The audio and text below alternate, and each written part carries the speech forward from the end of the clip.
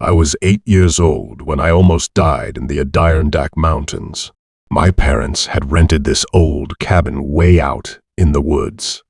No one for miles except trees and the things that lived in them. I remember the place reeked of mold and dust, the kind of smell that stuck in your throat. Windows were foggy and warped. It was a cold October night. My parents were heading into town for dinner and left me with our teenage neighbor, Lori. She was 16, tall, serious, and the kind of girl you just trusted. I felt safe when she was around. That night, I was lying on the couch wrapped in a wool blanket, half asleep with the sound of the fireplace cracking behind me. Lori was flipping through some paperback by the window. The forest outside had gone completely still. Then suddenly we heard it. Tires slow, rolling over the driveway. A car. I sat up. Lori dropped her book. "Get up," she said. Her voice was sharp. Just urgency. Now, I didn't ask questions. Something in her face, her eyes wide, her jaw clenched, told me this wasn't normal.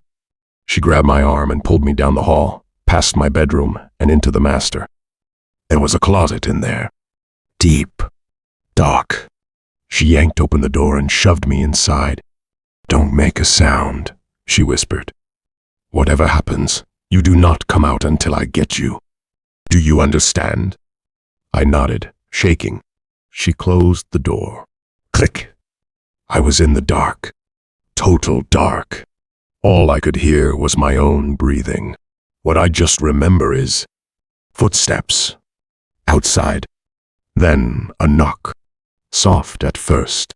Then louder. Then fists. Banging. Then the door crashed open. There were at least 3 of them. I couldn't make out what they were saying. Lori yelled. A scream ripped through, raw and desperate. Then something slammed. Hard. I covered my mouth. My heartbeat was thunder in my chest. Footsteps again. This time slower. Deliberate. Creaking down the hall. Heavy, dragging boots. One of them came into the bedroom. His shadow swept across the floor. Then it stopped. Right in front of the closet. I thought I was going to die. Right there, in that goddamn closet. My piss-soaked pants, my heart crawling out of my throat. He stood there. Just stood. Then he turned and walked out.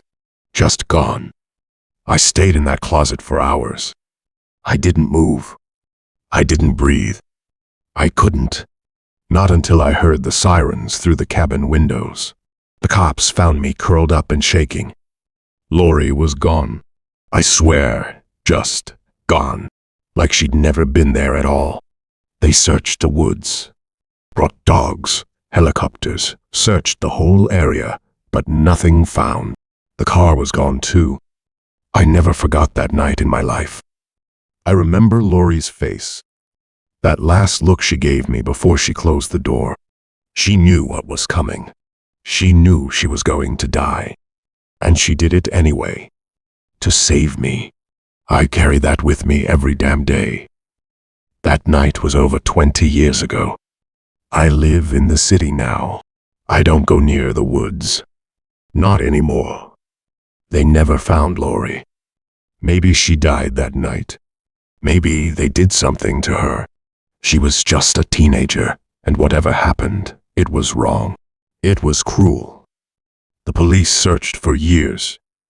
And even now, all these years later, there isn't a single day I don't remember her. She saved my life. And that kind of debt, you never forget.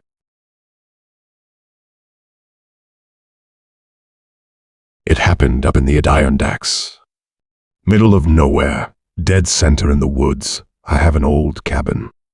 Old hunting property. My uncle left me, and I used it for what it was worth. Silence, whiskey, and weekends where I could pretend the world didn't exist. It was deep winter, snow up to the knees, icicles like knives hanging from the eaves. The wind was dead that night. just the sound of the generator in the shed and the low flicker of my old TV picking up static through the antenna. I was 3 fingers deep into a bottle of rye, boots off, watching nothing, letting the fuzz on the screen lull me into a stupid, peaceful trance. And in that moment, I noticed something. It started in the reflection. I always kept a storm window propped open a crack for ventilation, and right then, in the dark gloss of the glass, I saw something move behind me. A man. He was tall, lanky, dressed in black from the neck down, coat, pants, gloves. And in his right hand was a long, curved hunting knife. He didn't say a word, didn't make a damn sound, just stood there. I didn't turn around right away.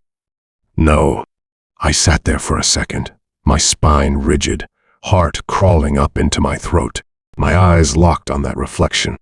My brain tried to deny it, told me I was drunk, tired, seeing ghosts. But my gut knew. He was real. I stood up slowly. I turned inch by inch until I was face to face with him.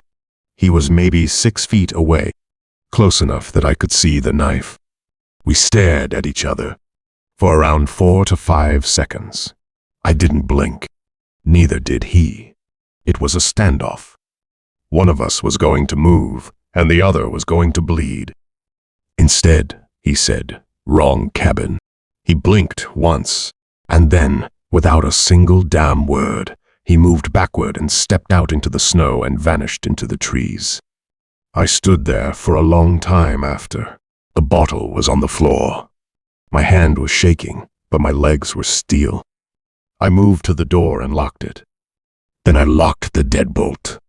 Then I shoved the couch in front of it. I swear I didn't sleep. I walked the perimeter. There were boot prints deep, fresh, leading from the woods right up to my porch. I checked the back door. Same thing. Scratches on the lock, fine and deliberate. Pick marks. He hadn't broken in. He let himself in. I thought about packing up that morning, heading back to civilization, but something in me snapped. I wasn't going to run. Not from this.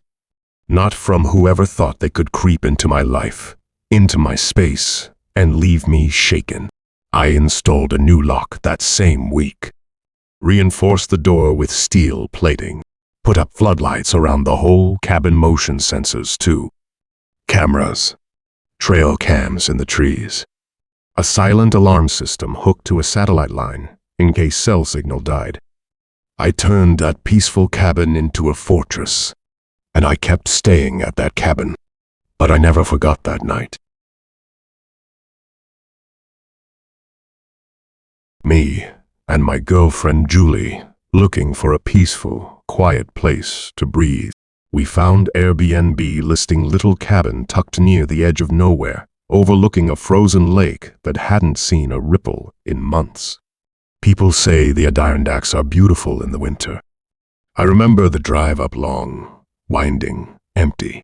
The further we went, the more the signal bars on my phone disappeared. Julie joked about it being the perfect place to be murdered, and I laughed.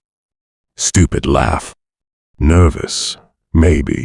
You don't realize how far from help you are until the GPS gives up on you entirely. We arrived in the late afternoon. The host had left the key in a lockbox under the porch.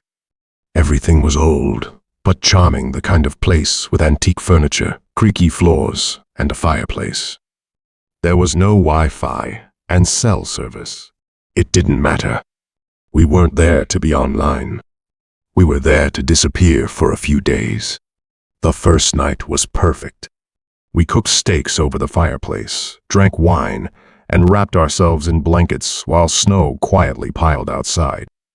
The woods were still. We went down to the lake the next day, walked along the frozen shoreline, tossing stones that just skipped across the ice. We didn't notice anything strange at first.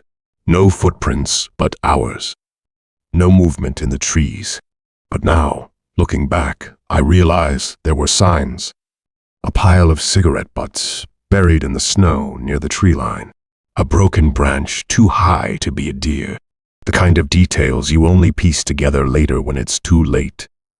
That night, it happened. I was in the kitchen, rinsing mugs when I heard it. A knock. Slow. Deliberate. 3 raps. Julie looked at me from the couch. "You expecting anyone?" she asked.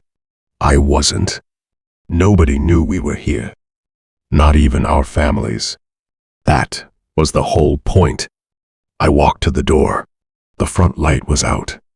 I couldn't see anything through the little peephole. It was just black. "Who is it?" I called. No answer. Another knock. This one harder. Closer to pounding. My heart started to race. Julie stood up, holding her phone. No signal. There was an intercom switch connected to the front gate. A small, wired system installed into the wall near the front door. I had pressed it earlier that day by accident while fumbling with the light switches, and the host had said over message that it buzzed the gate open. And then I realized I had buzzed someone in. They hadn't knocked at the gate. They were already at the cabin. I hesitated. Something primal screamed at me to lock the door, but curiosity or stupidity got the better of me. I opened it just a crack. 2 men stood there. Tall, hooded, faces half-shadowed, dressed in thick black coats. One of them leaned forward and spoke in a low, almost amused voice. "Hey, is Julie home?" I didn't answer. "We saw you 2 earlier. On the beach. You looked cozy." Julie backed up into the kitchen. I could feel her panic without even looking. "You guys need something?" I asked, trying to sound firm. The second man stepped forward. His boots crunched the snow on the porch. "Yeah," he said. "We were just wondering if we could come in. Warm up a bit. It's cold out here." He smiled.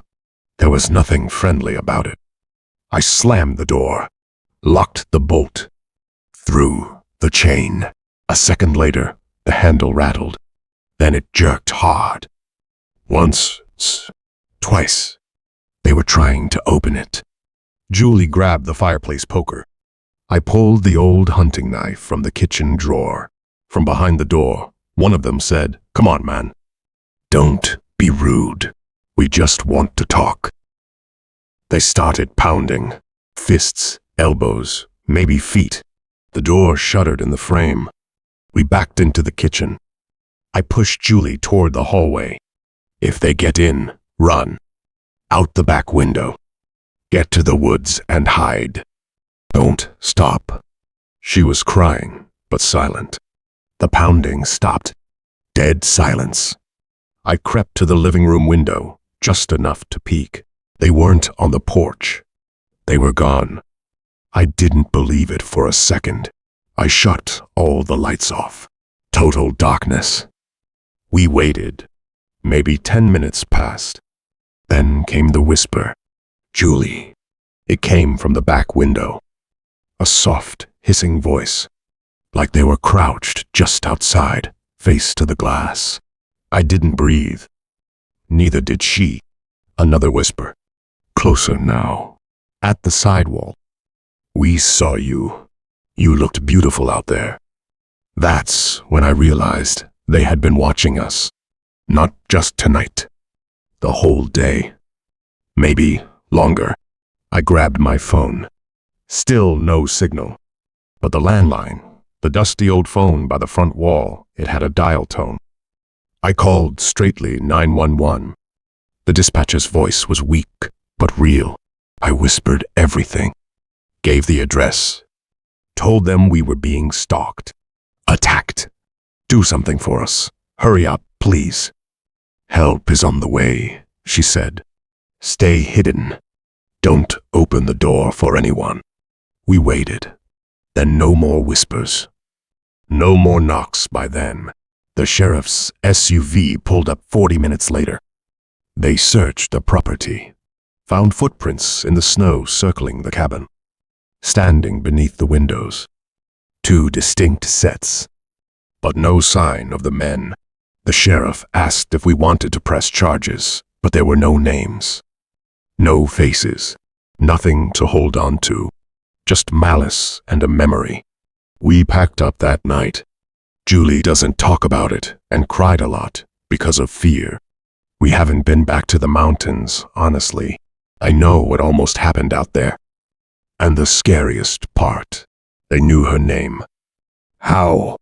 Did they know her from before? Did they follow us? I still don't have answers. Those men were watching my girlfriend when we were near the lake, stalking us. They tried to break in. I swear, I don't even want to think about what they were planning. Somehow, we were saved from whatever was coming. Since that day, I've never taken my girlfriend that deep into the woods again.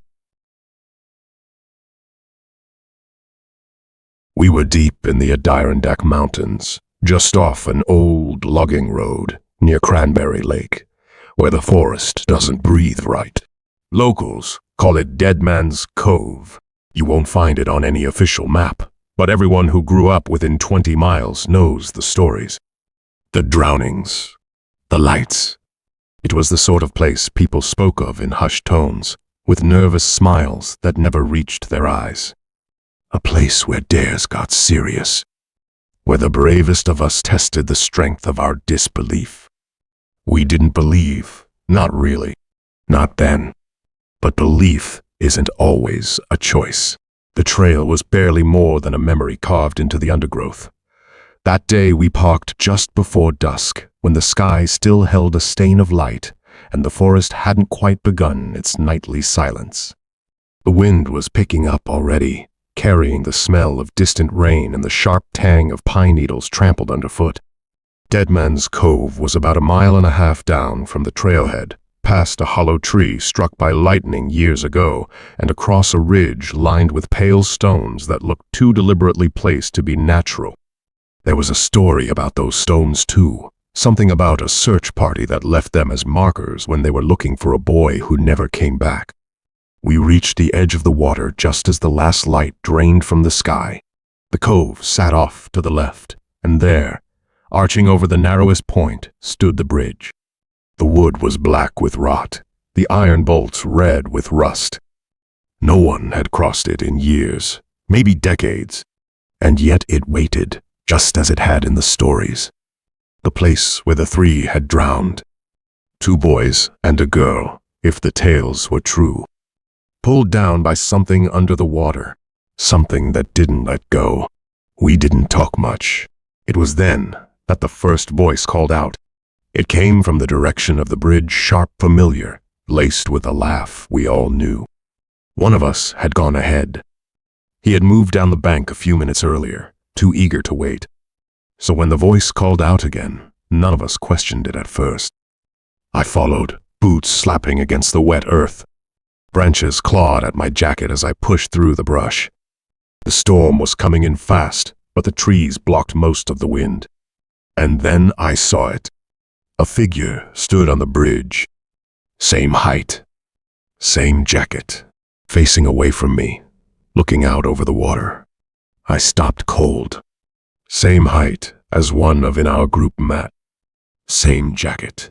Back turned to me, head slightly bowed, facing the water. I felt a chill crawl up my spine that had nothing to do with the coming storm. Something about the way the figure stood too still, too posed, set every alarm in my body screaming. I took a step forward. Matt? The figure didn't move. Another step. A twig snapped beneath my boot. The figure turned. He didn't turn like a person.